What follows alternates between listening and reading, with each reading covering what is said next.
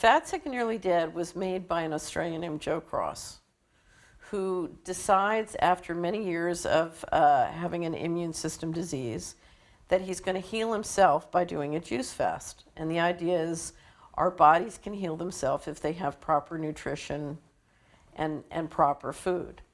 And he comes to America and is in New York for 30 days and then travels across the country juicing and talking and engaging with Americans about food and nutrition. It's very interesting. And about halfway through the documentary, he meets a trucker named Phil Staples from Iowa who has the same immune disease. And Phil decides, Joe offers to help Phil go on a juicing fast, and Phil does. Joe and Phil convert from a condition of not being healthy to being unbelievably healthy.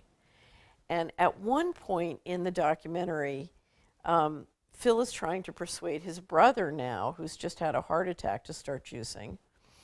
And they show the economics of nutrition versus getting sick.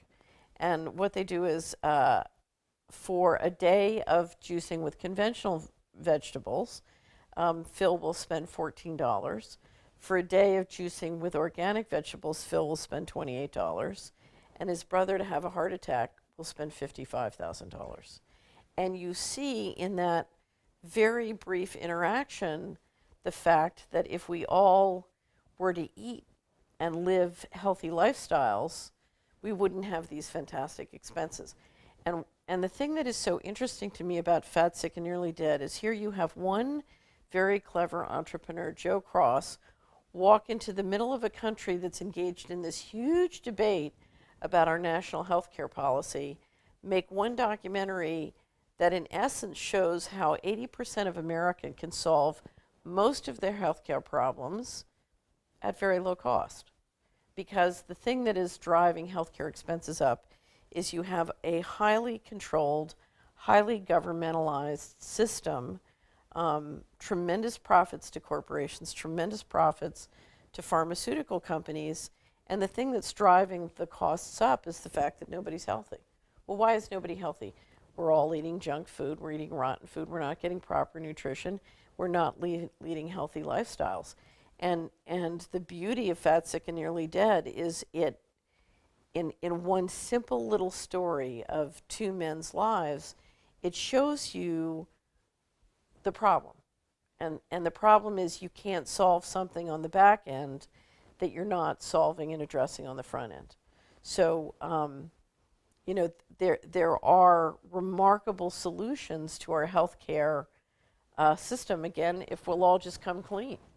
So there's a dramatic extent to which we can reduce our healthcare expenses by adopting healthy nutrition and a healthy lifestyle.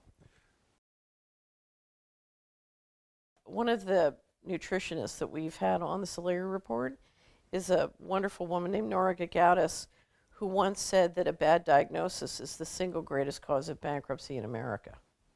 And that's because when you look at somebody's financial security and well-being, what you soon discover is that their physical and intellectual health is critical to their financial health.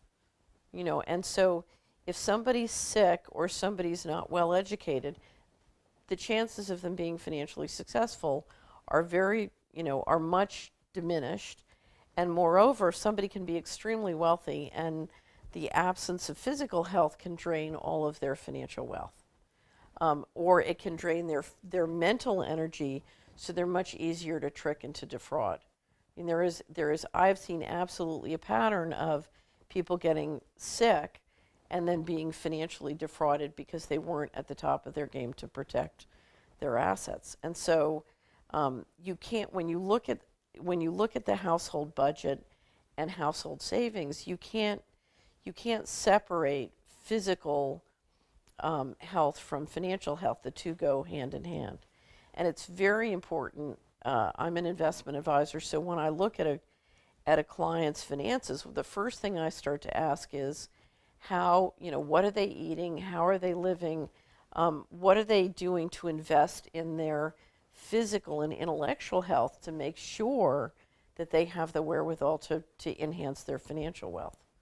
So the two, to me, they're two sides of the same coin.